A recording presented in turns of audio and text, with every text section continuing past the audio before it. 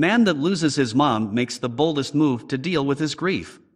The 5 stages of grief reach out with their clammy hands and grasp the neck of anyone who's dealt with serious loss. It's a process that unfolds differently in everyone, and all those in mourning can do is hope that they find the healing light at the end of the seemingly endless tunnel. Before we begin, make sure to smash that like button, subscribe to our channel, and click the notification bell for more amazing videos. Charles Hamerton was a man chokeslammed by grief after he lost 3 members of his family in 1 year. Determined to overcome his deep depression, he made one bold move to heal himself and put his life back on track, with a little help from an unusual friend. Charles Hamerton lived a good life in Falmouth, England, where he spent plenty of time with those closest to him, his mother, adopted mother, and his best friend Will. If that companionship wasn't enough, Charles also had a great career. He was a member of the United Kingdom's Royal Air Force, and serving his country was a dream of his since he was young. All was well until 2017, when he faced a turbulent period. That was the year he faced unimaginable grief. Within months of each other, his mom, adopted mom, and Will all passed away. An unbearable sadness mounting in his life, Charlie knew he needed to do something to prevent himself from slipping into a deep, dark place.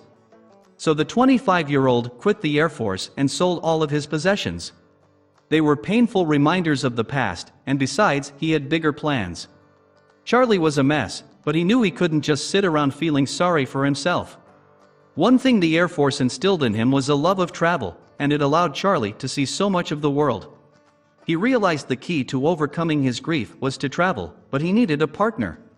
He knew the perfect little travel buddy to accompany him on his worldwide journey. It was a ferret he rescued named Bandit. He took the $19,000 all his belongings earned him, bought a van, and took off. There was no place in the world off limits to the dynamic duo, and Charlie wanted Bandit to experience everything his human owner did. Even though the little guy didn't know it, Bandit was one lucky privileged ferret. Just like a dog, he had a lead, collar, and walked for miles, which is quite unique to ferrets, Charlie said. When he got cold, he'd jump inside my jacket, or if he was hot he'd splash in water.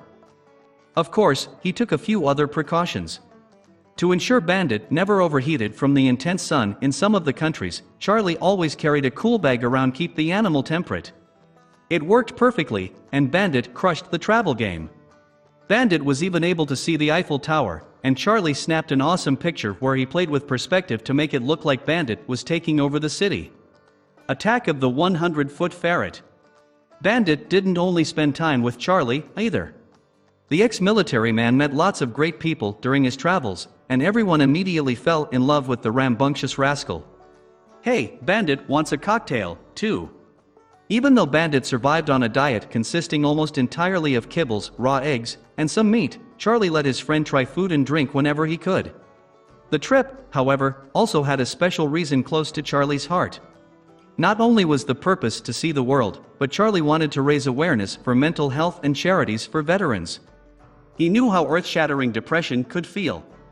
For 2 years, Charlie and Bandit traversed the world meeting people, visiting landmarks, and getting an up-close view of different cultures. Bandit was now the most traveled ferret ever to have lived. Charlie knew what it was like to sit in the darkest depths of depression and pain, but he wanted people to know even if it seemed like there was no light at the end of the tunnel, they were wrong.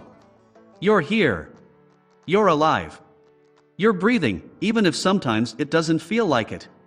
Because you're still here, there's still something to learn, there's still someone to teach, and there's a reason to your suffering, he told others.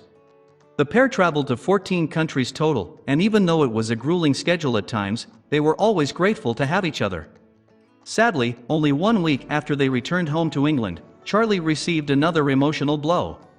Bandit, sadly, passed away. Bandit and I parted ways when he packed his spiritual rucksack and hitchhiked Heaven's Highway a year ago. It was a week after we returned to England, so it was the perfect end to our crazy adventures. Although Bandit was gone, Charlie continued his forward momentum. He published a self-help book called Before Our Adventures, an inspirational narrative about dealing with the hardships of depression. He also started a company called Adventure Bandits, which coaches children to embrace nature, themselves, and overcome personal roadblocks standing in their way to happiness and success. Charlie's advice is simple: you're down, but you're not out, because a winner never quits, and a quitter never wins.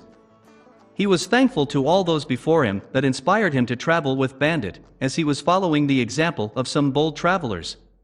Please share this with your friends and family.